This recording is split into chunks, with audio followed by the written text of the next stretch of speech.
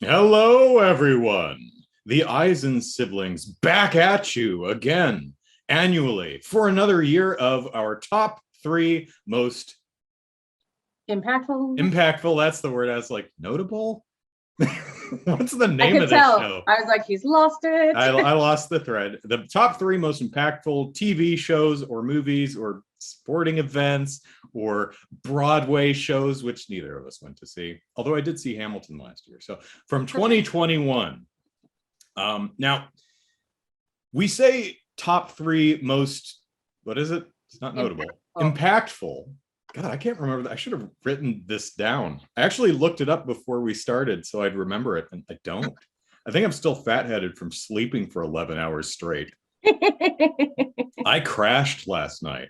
In fact, we're recording this about half an hour after we planned to because I overslept. So most impactful. I am missing the Lions Green Bay game for this. There you go. So the most impactful films or movies or films or movies, giant distinction there, or TVs or shorts or documentaries, stand-up comedy specials, musical theater, whatever that we saw in 2021.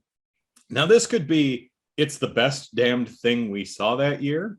It's the most surprisingly awesomest thing. It's maybe just the worst damn thing that we can't get out of our heads. So it's really anything that's the most notable or most intriguing or most, what is it?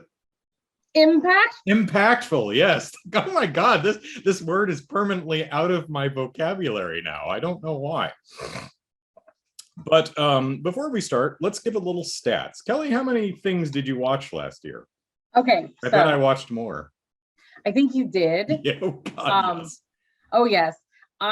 Well, you have to remember, if you go back to the history of these that you and I have done, I normally have 60 to 70 movies from the theater. By itself, yeah. To pad out my list because I go once a week, if not more. That was until March of 2020, my MO. Yeah. And this year I saw 12 in the theater, which is higher than last year, I'm pretty sure. I can't recall the 2020 stats, but I do. I saw approximately one a month. The last 5 were in December alone, which we will talk about in another, or which we talked about in another installment of our monthly movie mini reviews. Yes, you have big biceps. We know. I was pulling shirt fabric out of my armpit. You're like, my sister is boring, but check this out. Sorry. So I saw 12 in the theater. I saw 18 movies streaming on any of the various platforms we have at home. And I have moved, my watching habit has become series. I added 15 new series that I watched this year, last year, some in completion, like Loki was, I'm now caught up, but it only had us, you know what I mean? So new series, and 5 series, not included in those 15. So I watched 20 in all, but 5 series are continuations of series that I do watch, like Rick and Morty and Grey's Anatomy and stuff. So I've watched the new content, but the series isn't particularly new. But there you go. Not a lot. So only, how many movies is that? That's only 40 movies? 30 movies Kelly can add. I do math as my day job. I don't do math when I'm not on. It's like the weekend. I do math. I do not math on weekend. There you go. So 30. So I saw 234 different things this year. I'm like, which includes movies, television shows, documentaries, shorts. And I also make a distinction between watching a short and watching a series of shorts. Okay, yeah. Stand-up specials, and musical theater, which was Hamilton. So 234. So I watched 128 different movies, 0 of them in the theater, but 4 of them at the drive-in. So there you go. And I watched 76 TV shows. Now, keep in mind that a lot of them are just the first episode or 2. Because I did 18 episodes of debut review this year. Some of them I actually did end up watching, but I don't do debut review for every single thing I watch. Right. Like I only watched the first couple episodes of Animaniacs with you. With us, yeah.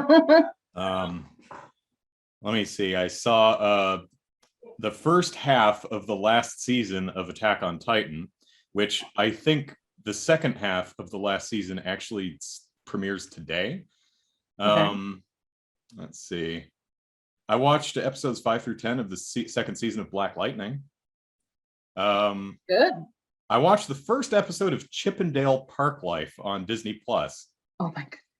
I only watched the first 2 episodes of Chucky because USA and Sci-Fi did not deem it necessary to allow me to watch any more. I would have to have cable, and I don't. So I don't get to watch.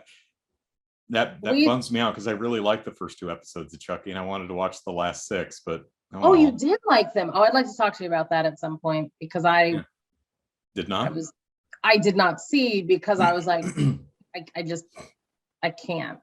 I have too many questions and not like faith in their ability to answer them. So maybe you and I can have a chat. Have you seen the last couple of Chucky movies? Curse of Chucky, Cult of Chucky?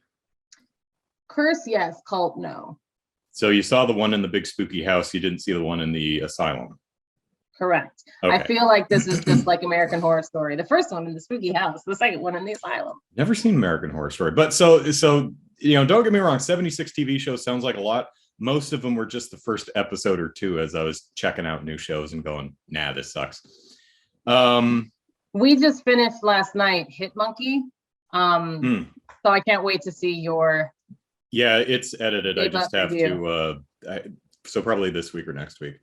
Yeah. No rush. I can't wait. I mean, I can wait. Yeah. So 234 things, 128 movies, 76 TV shows, not necessarily the whole thing. So yeah, I watched a lot of stuff this year. So what you're saying is you're trying to find out your 3 most impactful was more difficult than mine. I had a longer list of things to go through. Yeah. To the point where my first, I guess I'll go first. So my first most impactful thing of the year was Fear Street. And you might say, that's 3 movies. Which one? All of them. So all 3 are your Fear Street? No, it's just the first one. My first one is 3 movies. Deal with it. Hey, work. So Fear Street is a anthology book series from R.L. Stine from back when we were in school. Yep. Now, I was aware, like Goosebumps, I was aware of Fear Street, but like Goosebumps, I never read it. Not because I felt it was beneath me or anything, but I was also a little aged out of them by the time I was, I mean, they're young adult fiction, and I never read any young adult fiction. I think because Mom didn't read young adult fiction, and I read what Mom read. Right. You know, whatever was on her bookshelf, the sections of the library that she browsed, that's where I went. So so that's probably why I never read any YA stuff. Yeah, I was always alone at the library reading Amelia Bedelia. Like literally, that's not just, I would just read Amelia Bedelia in the kids section until I was, I don't know, about 18, I guess. There are other books? Well, Mom and Andrew were, doing their adult thing. Yeah, so the Fear Street trilogy is my first of 3 most impactful. I've got notable stuck in my head for some reason, things from 2021. For those who don't know, it's an adaptation of the book series, but it's a trilogy of films that came out on Netflix. The first one came out, and then the second one came out later, and then the third one after that. So they released them, every week for 3 weeks, which they didn't just dump all 3 of them. They're like, okay, here's the first one. Week later, here's the second, and so on. Now, the interesting thing about this is the general conceit of the show is there's this horror, this evil that has plagued this town for generations. So the first movie takes place in 1994 and is called Fear Street 1994. It's about these kids who deal with this horror that has come to revisit their town in the form of a serial killer. And so the next movie is Fear Street let me scroll down, 1978, which rewinds time and talks about another instantiation of this horror that visited this town at a summer camp back in the late 70s. And then in the third movie, it's Fear Street 1666, which goes way the hell back and talks about the origins of this thing. So the 90s one is kind of a 90s Scream-esque slasher film. The 70s one is kind of a Jason Voorhees spam in a cabin slasher film. And then the 1666 one is more of a burn the witch at the stake, kind of the Vivitch, or that kind of the Vivitch, right? Oh, I know. I've seen the Vivitch. With Philip the goat. Is it Philip? Black Philip? I think it could have very well been Philip. Yeah, who somehow impaled someone by headbutting him with horns that point backwards. I don't know. Yeah. I mean, he must have lowered his head and like tucked it under himself to actually do that. But anyway, I would not say that Fear Street, any of them, are like the best movies I've ever seen. They have some problems. The characters grew on me at least, but they can be initially at least kind of hard to like.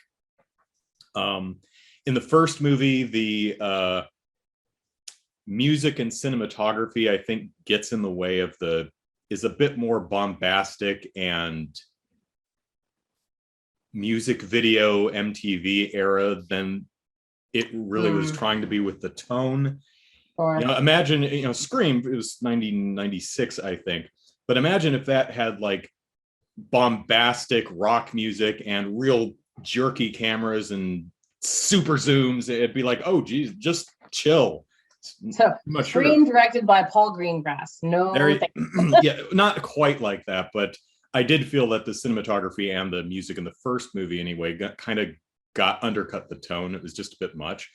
It worked better in the second movie. Well, they may have really tried to, because I was talking to a friend. I think they were really trying to stylistically and aesthetically differentiate the eras. Yeah. Yeah, exactly. And I was talking to my coworker, and I were discussing like how really the last 20 years there's nothing to pinpoint, like even the 90s, I guess, were Nirvana, grunge, and then the 80s were just amazing. But like really nothing to hang your hat on in the last 20 years. We're kind of milk toast. Like what's milk toast era? There you go. Milk toast era. Yeah. So anyways, there you go. So they had to make it be like we're new. I almost get the sense that you might it's very our modern era is very it's a big mix, but I think if you looked at it, decades from now, one of the things you might identify as foreign pop, because that seems to be a J-pop, K-pop. That's from an American perspective. Seems to be at least a large part of our cultural musical milieu right now. So, but it's still just pop music. So it is kind of milk. It's fun, it's catchy, but modern music is milk toast, the milk toast era. I think that's pretty good. All right. I miss the power ballads of the 80s. And the last movie, which I think was probably my favorite, what amazed me is it actually, the 1666 movie actually uses the cast from the first two movies to play all the characters like they're the descendant, which is a fun touch. I love that. I really love the mythology that this series of movies builds up. And it's paced really well because you constantly are learning new things about the mythology and the rules of the horror, and that's built really well.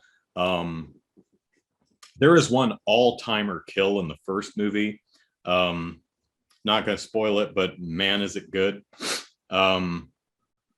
The third movie, though it's my favorite, I think it goes too fast because it's kind of like two movies. 1666 is kind of like 1666 Part 1, Fear Street 3, 1666, and then Fear Street 1994 Part 2. Because the last half of the movie goes back to modern times where they use all the knowledge they've learned from the last 2 movies to defeat the evil, right? And since 1666 only gets like an hour to itself, it feels kind of rushed.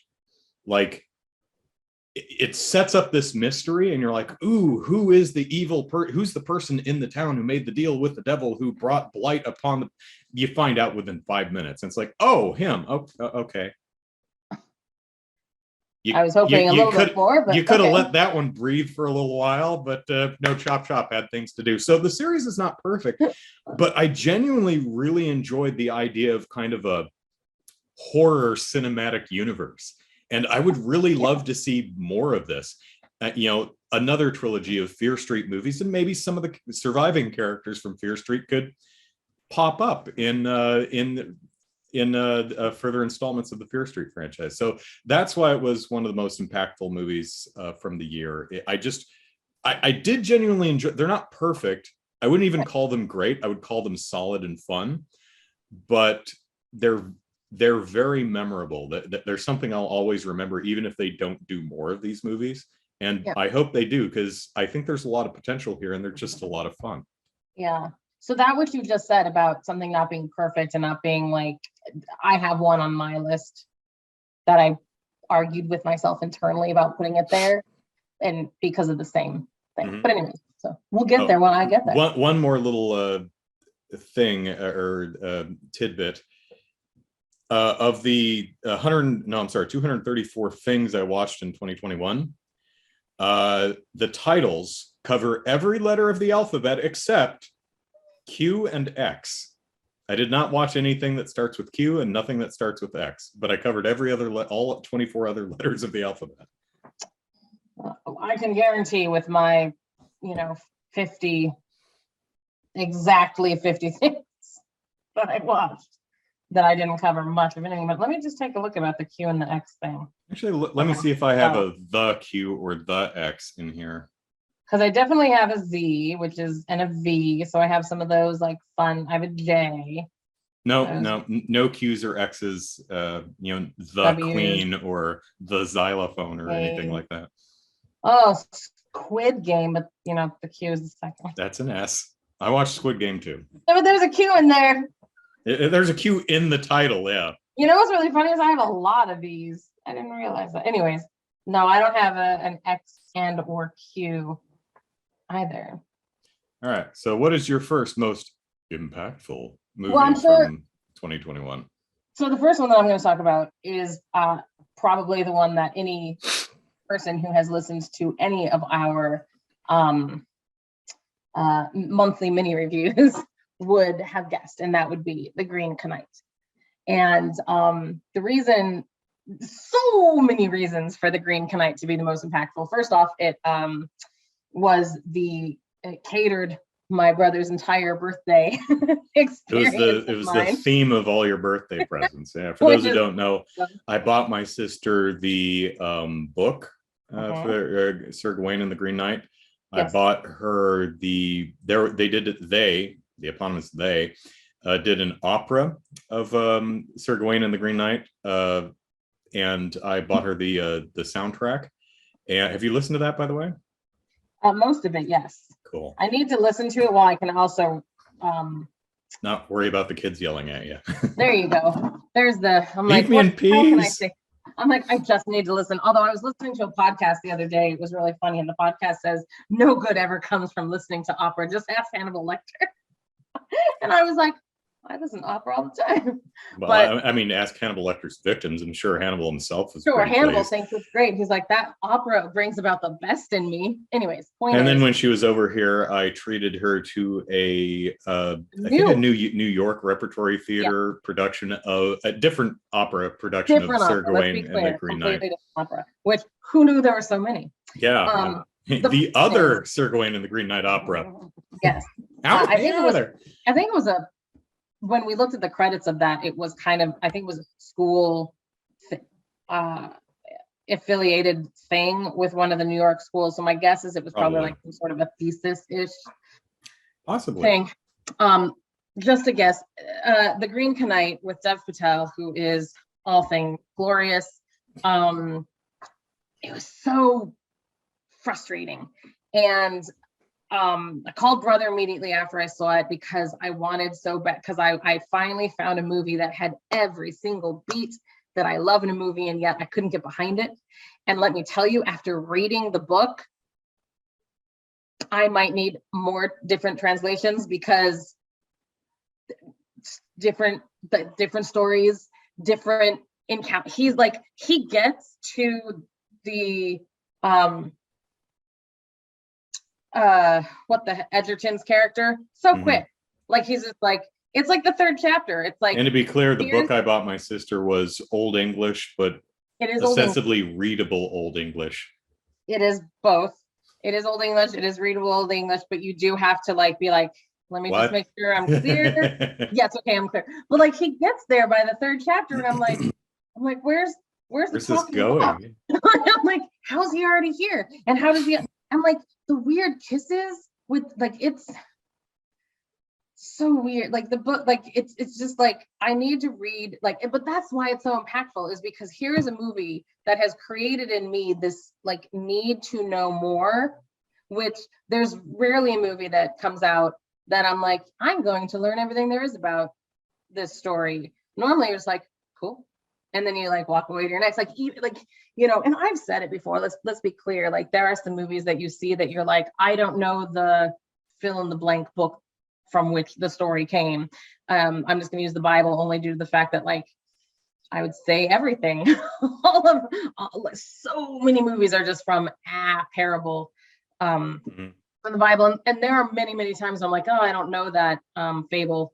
And yes, I chose the word fable, deal with it. As well, I should go read it. I never go read it because I'm perfectly content with being ignorant on some of these things, but not the Green Knight. That's the one. It's not a great read, I'll be honest. It's kind of dry. Okay, well, the Old Testament is real dry. It's simultaneously a dry read and also just kind of really off-putting and horrifying. It's like, oh my god. You know what? I know it's a source material that means a lot to a lot of people, so I'm going to try and be as polite about this as I can. But I do think this is interesting. The Bible actually, in places, made me doubt what I was reading. Like, I was reading it, and I was like, I have got to be reading this wrong. Sure. I think this is what it says, but that can't possibly be what it says, to the point where, like you with the Green Knight, I went to I checked out 2 different Bible study classes to actually go ask people. It's like, hey, you're awesome. I think I'm getting this wrong. So here's what I'm reading. Here's how I'm interpreting it. Now, what is the correct interpretation of this? And because to me, this is horrifying, Sure. And I went to, ostensible experts, and they, in both times, they both confirmed that my interpretation was correct. I was like, yeah, okay, I know this is not a nice thing to say, but it's kind of like the back out slowly, you scare me. Yeah. Honestly, well, I'm very concerned now. I'm not going to apologize for the words in which I use, but I have gone to, Christian, different denominational Christian churches with friends, because there are friends of mine who are very like, hey, would you go to church with me? It's like their thing, like, would you go to church with me? And the thing is that I don't mind going most of the time. Well, in the before times anyway. And enforce. Okay, this is true. It's been more than 2 years, but I love sermons. Like, if you have, like, I find that all, like, you can read a book or a story. I don't exactly, my verbiage on how it's, in the Bible, like, of like what you call those, I sometimes don't know. Are they stories?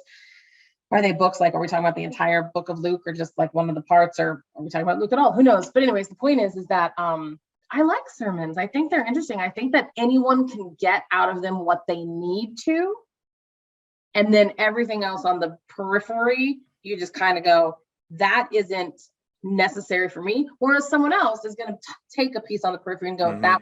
And I think that that's, so for me, like, anyways, enough about that. The Green Knight is exhausting and I love it. And the thing is that I need to see it again very badly now that I've done more research, and I need to figure out more books or research that I can do on it, because of course, even in the book that you got me, it says nothing about his mother, and she's name has escaped me, but like she's in the movie and in history. Gawain's mother is God, is she in the movie or something? I don't remember. She is in the movie, and she has a 3-namer, and she's a very famous witch, and she's like cousin to Arthur, and she starts some shit. Morgan Le Fay. There it is. I don't recall her being in the story. I mean, she's part of that era and that collection of characters, but I don't remember her being in the story. Mother. And really? So it's, exactly. Was that made up for the movie? No, supposedly not. Huh. Okay. Because I honestly don't remember her in the story. She's not. Oh, okay. That's why I don't remember. I might not have remembered even if she were in the story. So it's like in the movie, you have to learn so many other, like, why is Morgan there? And why is this here? And oh my God. But I love it. And I need to see it again, but it's not streaming anywhere for free. And it was the most impactful because it just shined a very interesting light on my psyche that I have been apparently ignoring for a while. And I know and Dev Patel was a revelation, although when's he not? Yeah, he's great. Is he not? And it did not get a lot of, I don't think it really, like, Dev Patel for all the things. Yes, that's the thing. And the winner is Dev Patel for all the things. But yeah, so no, I really liked it. Joel Edgerton is always a delight, even in movies that I hate. And the thing that's really funny about him, I don't like most of his movies, and yet he's a delight. So I'm like, yeah. Oh, I love the actor. Can't stand what they're in.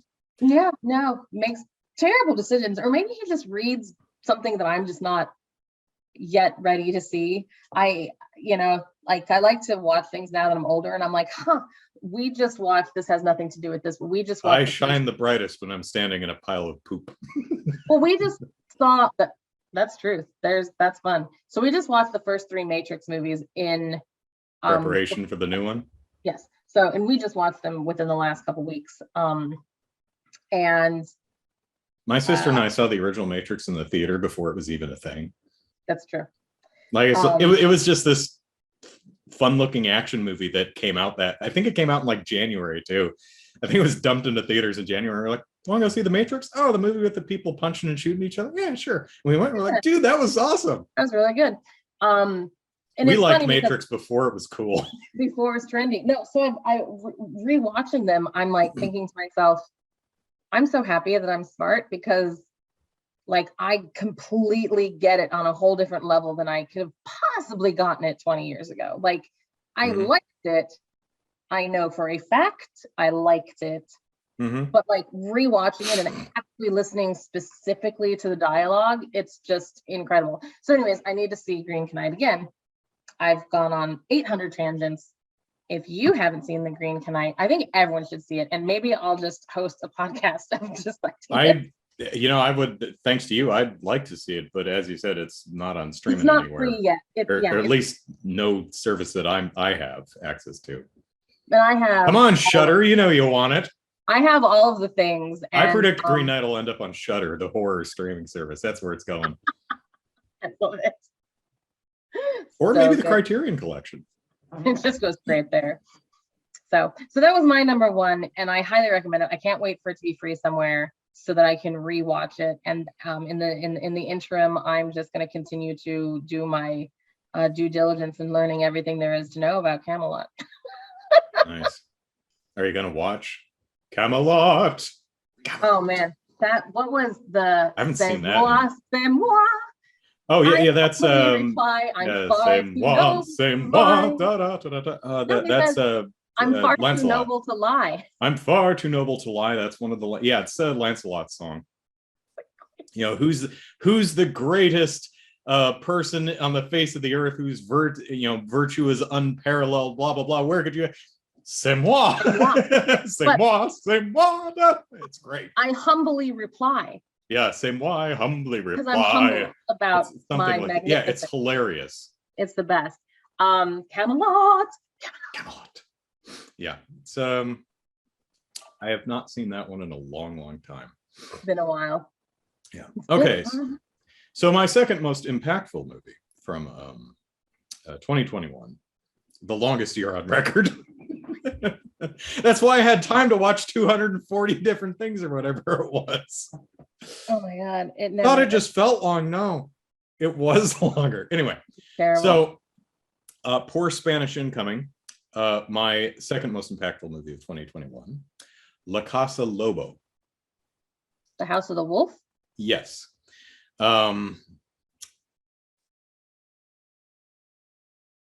This is a movie that I enjoy looking at. Okay. It's one of those art films, literally an art film, in the sense that maybe you want to watch a time lapse of someone building a paper mache structure, right? Yeah. So the Wolf House has a story. There is a narrative. I don't know what it is. I don't think I really got it anyway, but it's a stop motion film. Is it full length feature? It is full length, and it's arguably too long. I mean, let's be honest. Full length is what, 63 minutes or something? Something like that. I'm gonna guess it's probably between 70-80 minutes long, something like that.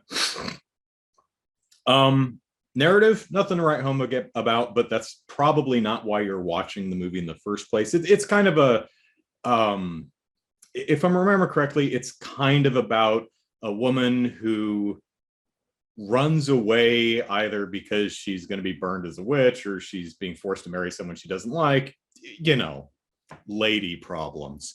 So she runs away into the woods with her 2 pigs, and they find a house, and she stays there, and then her pigs... Is it made of straw?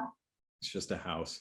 But her pigs turn into people, and I think it's like a metaphorical representation of her kind of losing her marbles because she's seeing her pet pigs as actual family members. I think that it's what it's going for there, but it's just surreal. And it goes on and on like that. And so imagine, if you will, I've seen the green come out. I can imagine. Yeah, okay. So imagine a wall painted in black. Yep. Now, on the right side of the wall, someone paints a face, right? I like that. Okay. And now you're filming this wall with a face painted on it. And you're like, I want this face to move from the right side of the wall to the left side of the wall. So what you do is you paint over it in black, and then you repaint it a little bit to the left. And then you take another picture with the camera. And then you paint over it again, and then you move it over and paint it to the left a bit more. And you keep doing that. And this image of a face moves along the wall. Yeah. That's how the entire movie is done, with an entire set that they keep painting and repainting to but a trail, then if you're painting it, it has like a trail on it. Yes, you can see where it's painted over. Okay. And it not only moves across the wall, but around corners and over actual furniture. Yeah, I'd be going crazy and seeing my pigs as humans too.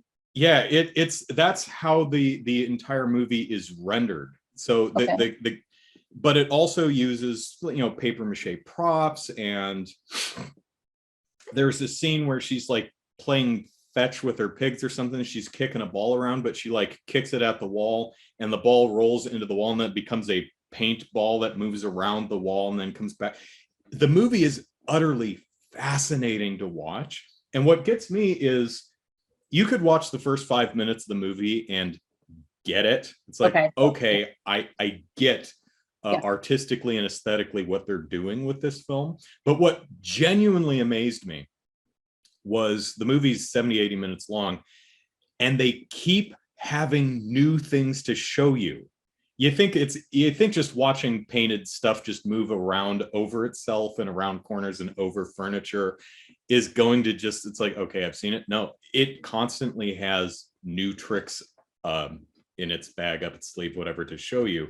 Cool. And it also does this really I love the sound design, because it uses literal Foley, in that you keep hearing the goopy sounds of the paint and the crinkly sounds of the paper as things are moving around. So you hear all the splorches and crinkles and stuff. Oh, that's part of the sound design. Oh, wow. That's got to be like very cool, yet jarring. Yeah, I recommend. That definitely puts you in a atmospherical place. I recommend everybody watch at least the first 5 minutes of the film. It's currently on both Shudder and Criterion, I think. Oh, okay. I'd say watch the first 5 minutes, and it may not be for you. You may not want to watch the rest, but you will remember what you saw. It's really cool. For example, pardon me.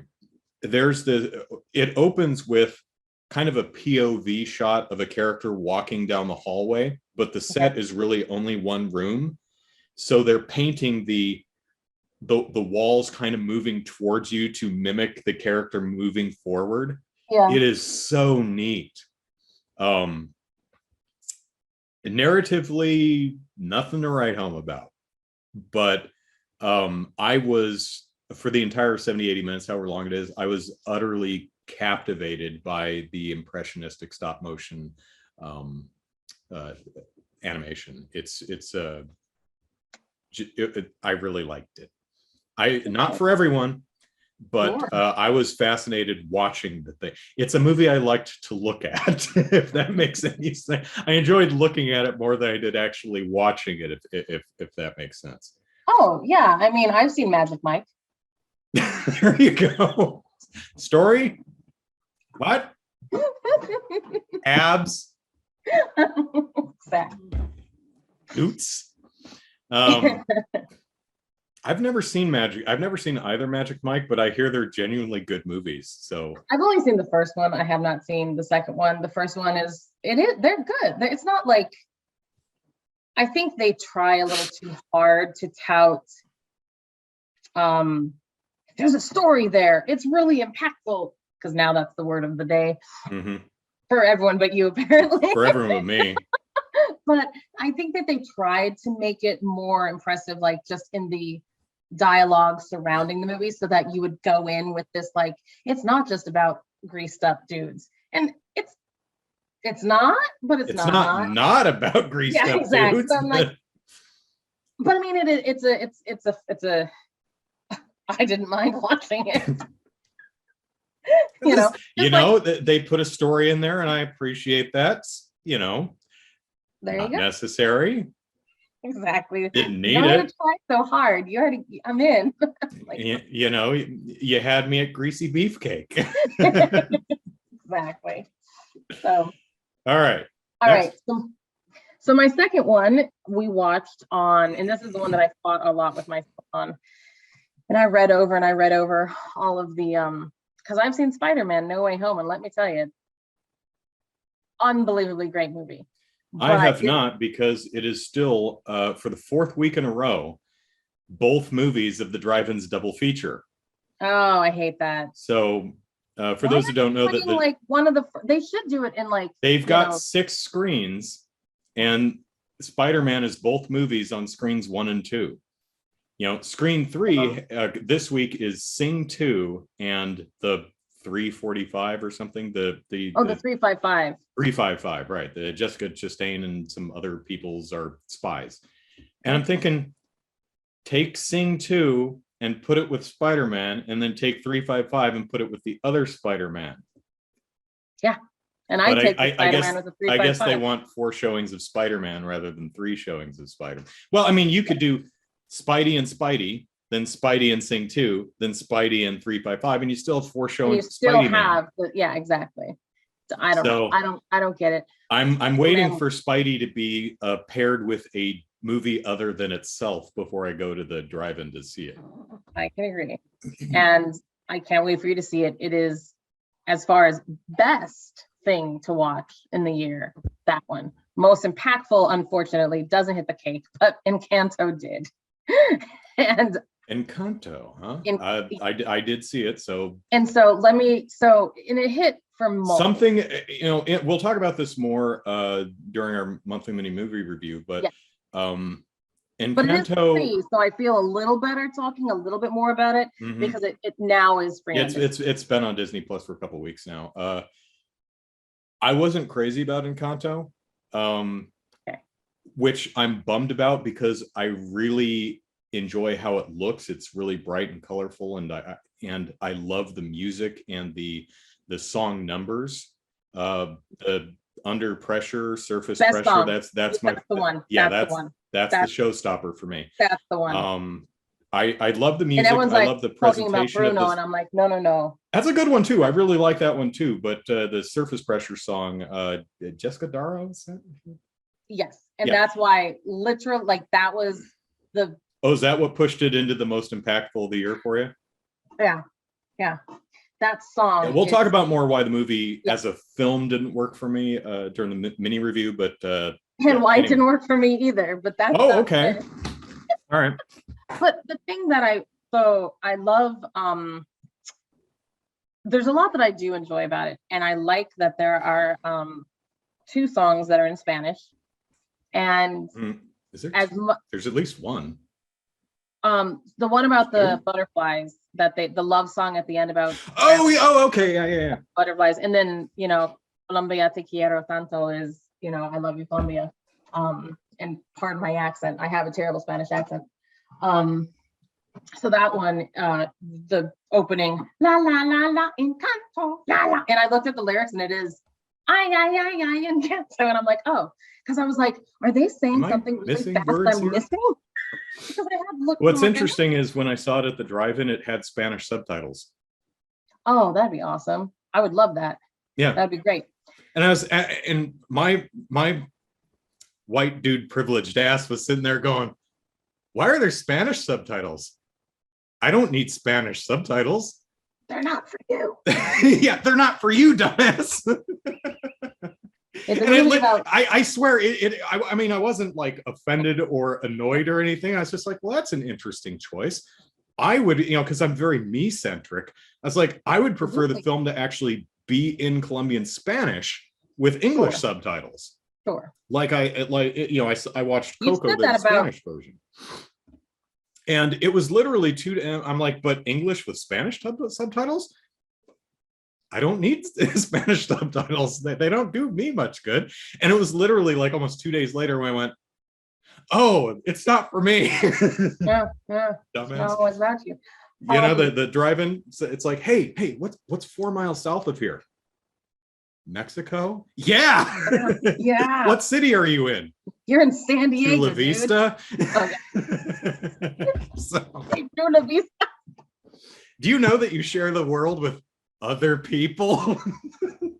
You don't pronounce the j, it's a huh. So no, the point is that the Surface Pressure song, and we'll go more, the talk about this movie will be in depth in a bit, but like so we watched it on New Year's Eve. It was our New Year's Eve movie.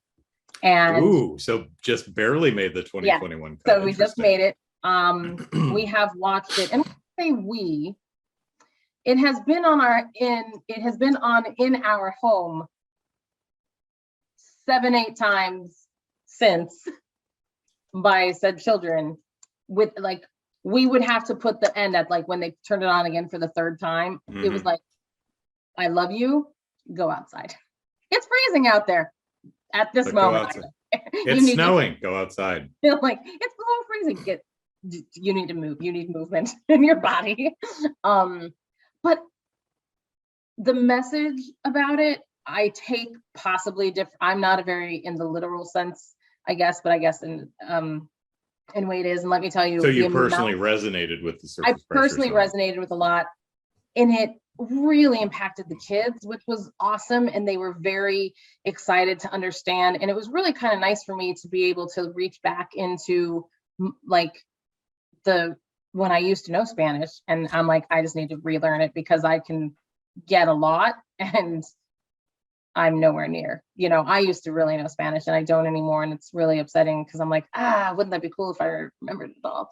But like, I remember a lot of stuff, and like the whole butterfly imagery and why that's there and what that means, because let me tell you, the kids were like hanging on that. And so like having these conversations about what it all means. And of course, it was a really big deal in our home to be, well, who are you and who are you?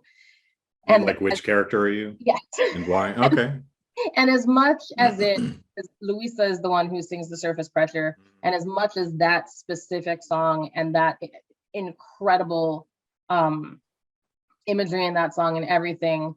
And I love when she's like, you think Hercules wanted to fight Cerberus? He's like, nah. Yo, I don't want to fight Cerberus. You know, and I was dying. Damn it. Like, you know, Lin-Manuel Miranda, hell of a wordsmith. And that's the thing is, that guy can sling a rhyme. Also in 21, I saw In the Heights, and just the music of Encanto. And I've seen, what was the Moana. I've seen the other things that, I mean, Hamilton is its own little perfect, you know, encapsulation of wordsmithery and music, in my opinion. But this and one, the guy rhymes churches with worth is, and I'm like, holy wow, that's some Tom Lehrer level lyricism right there. Good job, man. Damn. Yeah, it's insane. He's insane, and it just, anyway. So it has been confirmed that even though Luisa's song is the most important to me, I am 100% Pepa, which is the one who has the control of the weather. And and the kids, there's a scene where she has like the clouds and they're like, Peppa, you need to calm down. She's like, I can't find Antonio. And so we go around the house and the kids yell at me, I can't find Miles. Miles is our youngest. And so they make fun of me because they're like, that's totally you, Kelly. That's totally you. And I'm like, yeah, I'm very aware that I'm the one who controls the weather because I'm the one who can like, so it's very funny. And then they're like, who's Jeremy? And I'm like, Jeremy's obviously Felix, who is Peppa's husband, because he's just like, it's okay, sweetheart. And then she's like, okay. He's just happy to be here. And he's a great dancer. So there's there you go.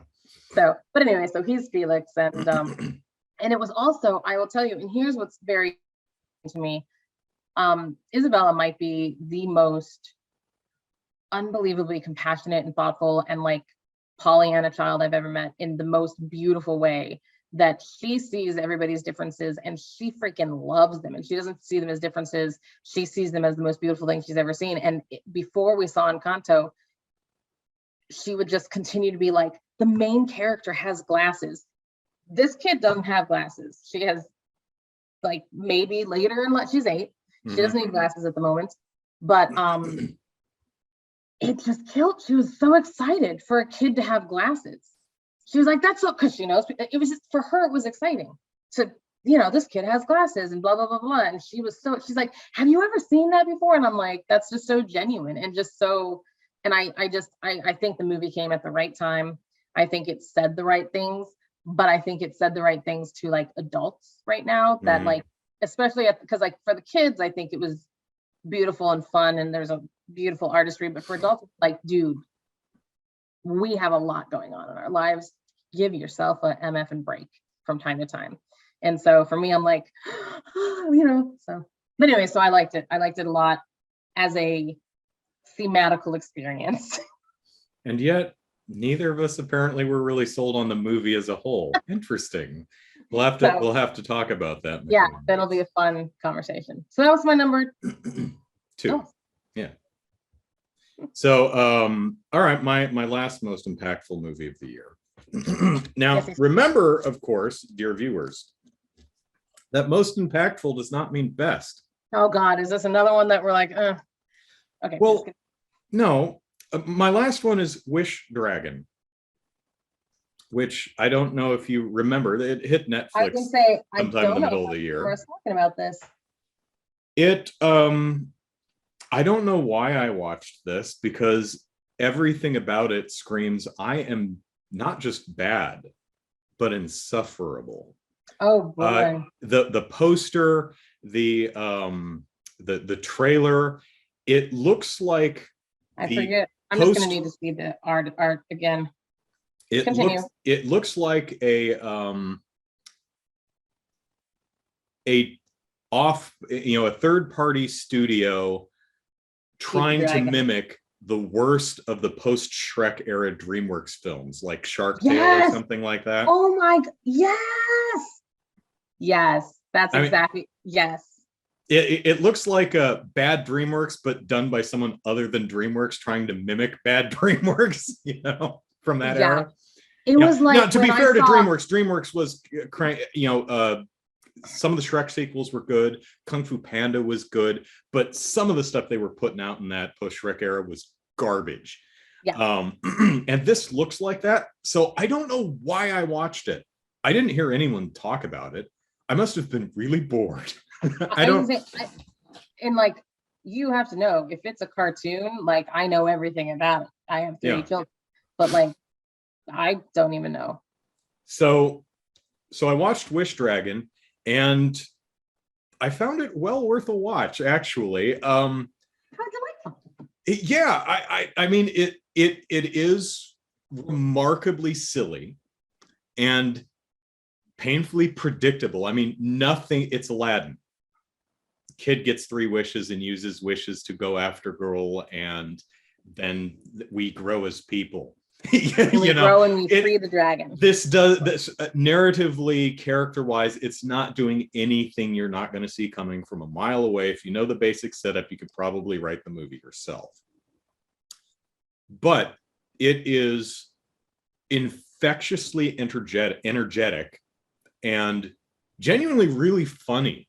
Is it a musical or no? No. Okay. The devil is in the details, and the details of this film are just really delightful. For example, the bad guy, I don't know if he's on the poster. I saw a girl and a boy sitting on a dragon tail, so like, I don't think that's and the dragon's doing the DreamWorks cocked eyebrow, half smirk kind of thing. Right. 3/4 angled face. Stop doing that. Still do that shit. I mean, that's what I'm talking about with the look. Anyway, so the bad guy in the film is this really tall, lanky dude who constantly has his hands jammed in his pockets and his shoulders up here. Okay, sure. And so he's a martial artist, and he uses nothing but his legs, because he's got his hands because he's just that damn good. He doesn't need. He's a river dance martial artist. Yeah, like he doesn't need to take his hands out of but he doesn't do the posy thing. Okay. His hands are constantly jammed in his pocket, so he fights only with his feet. But not only that, he does everything with his feet, like hand people a soda or answer the phone somehow. Don't know how he manages it. So opens doors. It's the imagination that they use to animate this guy is really, really fun. And it gets to the point where it's like, what's going on? You'll see his legs whipping around. It's like, how is he actually not falling on his ass? Because it's like he like there's this one scene that's funny, because he's like, foot comes up, whack, whack, whack, foot, and then both come up and like block. And it's like, how are you doing it? And the camera pans down, and like one of the minions, got on his hands and knees so he could lean back and sit on him and use both feet. And it's like, they were thinking about that too. It's really funny. Okay. So I wouldn't say Wish Dragon is a great movie, okay, but it is fun and genuinely funny and really charming, and I just watched it with a smile throughout. I just found it a really fun, endearing film. Painfully predictable, sure. I mean, you are not going to be surprised by anything in this film, but but it is I mean, it's Aladdin. Sure. Instead of a genie, it's a dragon. That's and there's more martial arts in this than in the the typical Aladdin stories. But otherwise, that's exactly what it is. But the characters are still cute, and the emotional, they hit the correct emotional beats at the correct times. It's effective, they know what they're doing. They're doing what works. It's not new, it's not unique, it's not groundbreaking, but it's a trope. It's a good old standby for a reason, and that reason is because it works. Yeah. So I doubt it's even going to be it's not a movie I would choose to watch again, but okay. I mean, if someone wanted to watch it, I'd be like, sure. If I was with someone with kids and it's like, we need something to put on, it's like, Wish Dragon, yeah, sure, put that on. Not a bad idea. Yeah, so it's the third most impactful movie of 2021 for me, not because it's the funniest or the best, but because it was genuinely, I think, the most surprising film I saw of 2021. I don't know why I watched it, because everything told me it's terrible, and I watched it and go, oh, it's not just not terrible, it's actually kind of delightful. So I love that. Yeah, most impactful just because it was the biggest surprise. Holy, it's not terrible. That's incredible. That's some faint praise damning there, but there you go. Wish Dragon. I love it. All right. So, I mean, even the title's boring. Wish Dragon. It really is. There's nothing. I mean, imagine if Aladdin was called Genie or Wish Lamp or something. Oh yeah, kind of a dull, unimaginative title, but Brass Lamp.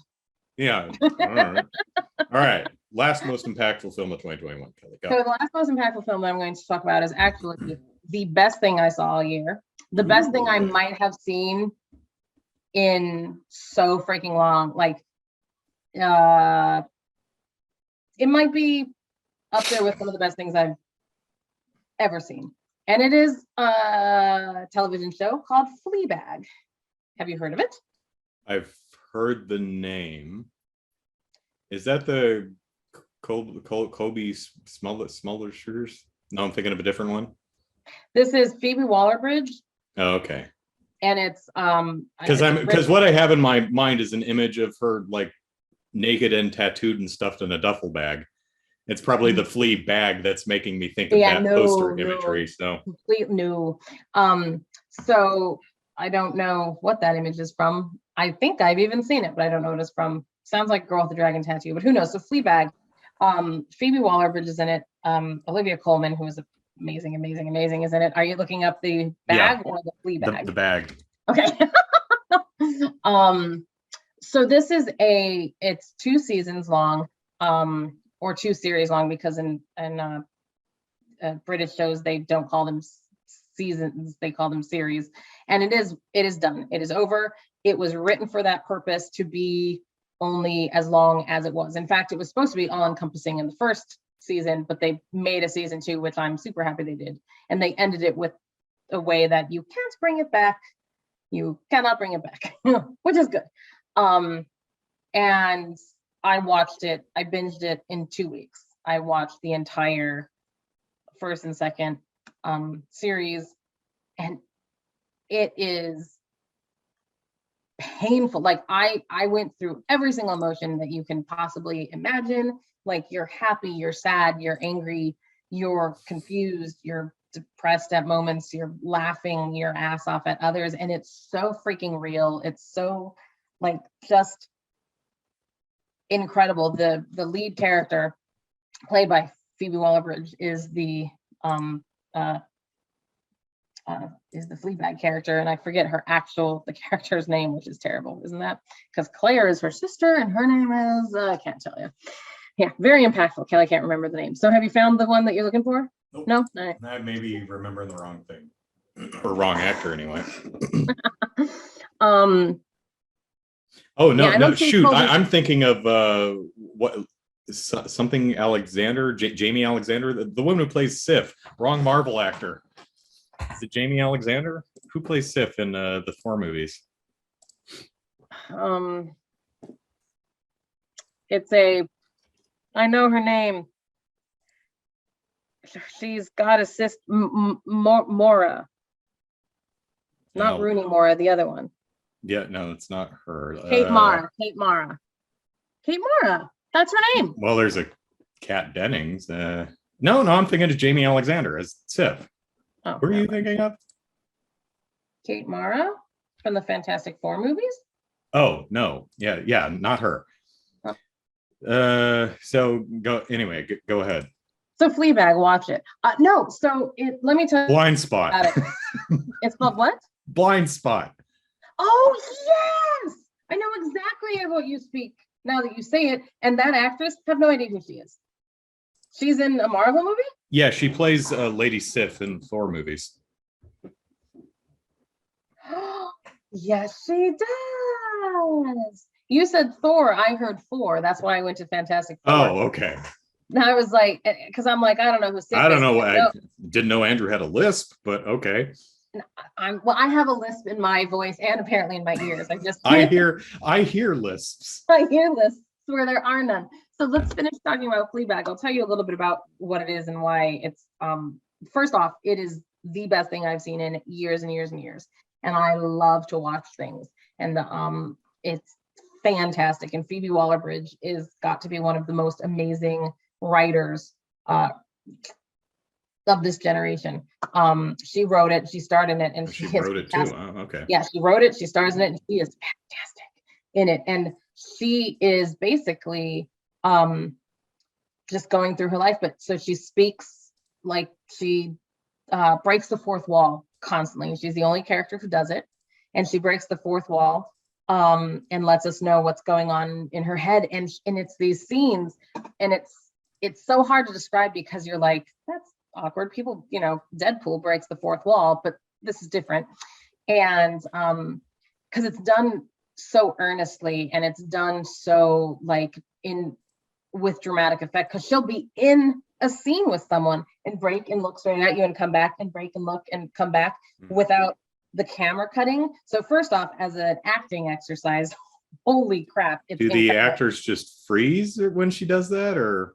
No, she does it so quickly because she'll like give an aside of like, she'll be like, she's about to tell me she's going to do this. And then she goes out and the person, she's like, she'll like give you like, it's a constant, like you are part of her, you're her internal monologue.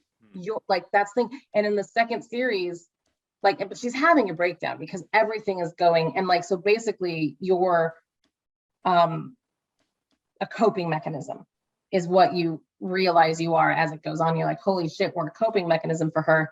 And someone who, a priest, funny enough, a priest in the second series is introduced. And first of all, whoever that actor is, I fell in love with him instantly. He's spectacular. And he's the only one who can tell that she's doing an aside, and he'll look at the camera. And I remember the first time he did it, she like looked at the camera to do one of her asides, and then he goes, who are you talking to? And I'm like, someone else is looking at me. And as an audience, and was she like, whoa, yes, you caught me doing that? Yes. And he calls around and he's like, where'd you just go? Where are you going? Who are you? Like, what are you doing? And it's like, but even as an audience member, like, because you get so used to her telling you what's happening and telling you the inner thoughts and like spoiling what's about to happen because everything is so predictable in life. And then for someone else to look at it for a moment, you as the audience member, like, does he know I'm here? How does he know I'm here? It's like, it's such a weird, it's beautifully done. And it really is. And at the end, and I'm gonna spoil the ending for you. Actually, I want everyone to see it, but I'm still gonna spoil the ending because it's not a new show. And has it concluded now, or is it still running? Yeah. It's concluded. It is concluded. Will not be re-up. How many series is it? Just the two. Just two? Okay. So I think it's like 12 or 14 episodes, somewhere about 12 to 18. That's going to be my. Between the two? Or no, each? Each is like in total. So yes, between the two. Okay. Remember, I don't do math on Sundays. So are they hour-long episodes or? Okay. But they fly by. Mm-hmm. And they're just incredible. And basically it ends that like she has some breakdowns and she has to deal with shit and she has to do all this stuff, and at the end of it she doesn't need us anymore. So there's no, and that's but it's a beautiful thing. Ooh. It's and that's why I say I don't feel That's bad an about interesting ending to a story where the characters don't need you, the audience, anymore. That's yes, where they're using you as their emotional support crutch or something. exactly. That's I've an never seen interesting take. It's but like everything. Now I have no reason to watch the show. Thanks. No, what but like, where's it streaming? Is it? It's probably on Hulu or something. I want to see Netflix. Oh, Netflix. Okay. I do want to see Netflix. It's incredible. Best thing I've seen in years and years and years and years. And pretty good, because that's a fairly off-putting show title. Like, who on earth? It's like, you want to watch Fleabag? No, that sounds awful. Yeah, it's a terrible title. But like the reason I went into you want to watch Loaded Diaper? No, no, I really don't. Let's watch Shit Stain today. I don't want to. But it won so many, and I think I was on the same wavelength as you because I had heard of it multiple times before I ever watched it. And I had heard about it because it was acclaimed. Everyone, like, it was winning all the awards and this, or like, and I'm like, oh God, am I really gonna have to watch this Fleabag? Like, and like I was kind of turned off. And then it was my nail tech told me, she's like, no, you gotta watch it.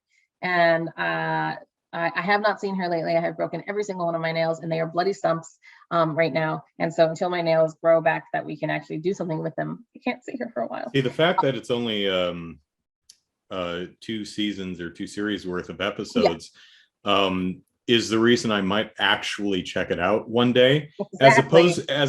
as opposed to other acclaimed shows such as Orange is the New Black or Breaking Bad or The Sopranos, which are like 7-8 seasons worth of stuff. I'm like, I don't have time. There's 100 episodes. And they're an hour long each. I don't have time. I was going to say that's the difference too, because American television, like our seasons, depending, are like sometimes 12 to, plus episodes. It's rare. When we have those long running like Breaking Bad, like as long as it is a network in America, full season order for television anyway is like 26 episodes. Exactly. So when you're talking about Breaking Bad, that's a unbelievable undertaking. Yeah, you're looking at like 170 episodes or something like that. The Marvel stuff, even some of the series on Netflix and stuff that are like new series have like 10 to 13 type. That's not whereas the BBC, the thing that's amazing about British television, or not, depending on your, if you like something a lot, you're like, why is it only 8? They're really like 6 to 8. I'm Luther. I love Luther. One of it was only 4, and I was like 6 episodes. Oh, 4. Yeah, I was like 4. Yeah, they're more like miniseries than what Americans would classify as a miniseries. Yeah. What's interesting is the Marvel Netflix shows were all, with the exception of Defenders and Iron Fist season 2, they were all 13 episodes, and none of them should have been. I like the Marvel Netflix stuff with the exception of Iron Fist, but all of them were several episodes just too long. They dragged because they artificially stretched them out to 13 episodes, which is why I've been pretty happy with the Disney Plus Marvel stuff, is because it's all been like 6 to 9 episodes. Yeah, we're about to undertake Book of Boba Fett, Daredevil. No, we're already watching that one. Oh, okay. That one, Daredevil. I'm like that guy. The Daredevil? blind lawyer. Daredevil. Have you never watched any of that? So the Marvel Netflix? I watched the first season when it came out, which would have been like 2014 or 15 or something like that, I think. So yeah, and that actually, it might have been 13. Yeah, it was a bit ago, and Charlie or whatever his name is, Charlie Cox, I believe. Yeah, he's got charisma. Yeah, he does a great job. I really enjoy. I enjoyed it, but I enjoyed them all. There's just every single series has a run of episodes somewhere, usually in the mid to just over the midline back half, where it's just like spinning its wheels because they had a 13 episode order, and gosh darn it, they're going to fill it, even though this series should have really only been probably 9 or 10 episodes. when in doubt, throw a musical number in there. There like, you go. "Well, Did you see? Did you see all of Hawkeye? Yes. The stage musical. I'm like, make that. Dude, the fact that they showed you the that. entire first number. Yeah. And let me be clear also. It was bad, but it was bad in the most wonderful, enjoyable way. But like as we were watching, I was like, or hokey, really, I guess. I know who those performers are because those are some really. Oh, are those Broadway peeps? Yeah. I didn't recognize any of. A lot of them are under, big beard or face paint with hoodie and stuff. So I didn't. Also, not my area of expertise. I probably wouldn't recognize them anyway. But I was like, first thing I was like, that's Adam Pascal. They must have had so much damn fun doing that. Oh God, yeah. It was hard to watch, but in a good way though. Yes, yes. Oh God. Because it's deliberately hokey as hell. I can't even imagine writing it because you're like, you want to make a good, but you don't. Like it has to be so bad it's good, or yes. So like it has to be entertaining for an audience of us to watch, but so just, oh my God, that Clint gets up and leaves. He's like, oh, I'm out. Nope. I'm having trouble anyway, but even if I were okay with everything, no. It's so, yeah, it was something. Like I was, what is it when you get like I get feelings. Sometimes I have them, a lot of times I don't. Like you're cringing for them. Like it's such a weird, like that's why I've moved away from like love story. I still love love. Love is amazing. I love love stories, but sometimes it can't because it makes me, I'm like, God, oh God, that's painful. I am verklempt.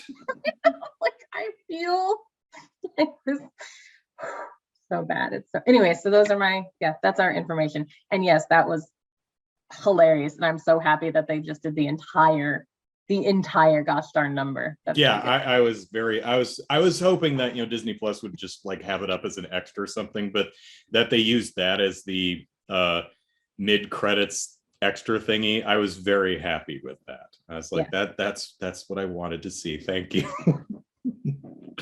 So those are our 3 most impactful movies that we saw in 2021. Please feel free to share yours in the comments below. Not because I give a damn about algorithmic engagement or how it affects my channel, but I'm genuinely curious to see what stuck out to you this year. So thanks everyone for watching, and we will see you next year. That's right.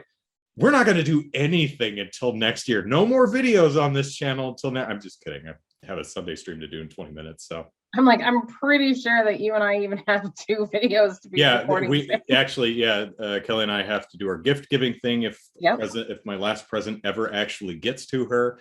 And we have to do our monthly movie mini reviews for December, in which I watched a lot. So that's going to be. Well, hey, I watched 5 in the theater in December. Yeah. So it's going to be a big month. It's going to be a lot. Maybe we'll actually make them mini reviews. Probably not, though. I was going to say, are we going to change who we are in the course? Yeah, no, probably not. It's just probably going to be several hours of discussion that I have to break up into multiple videos. So look forward to that, won't you? All right, we're out of here. Take care, everyone. Bye-bye.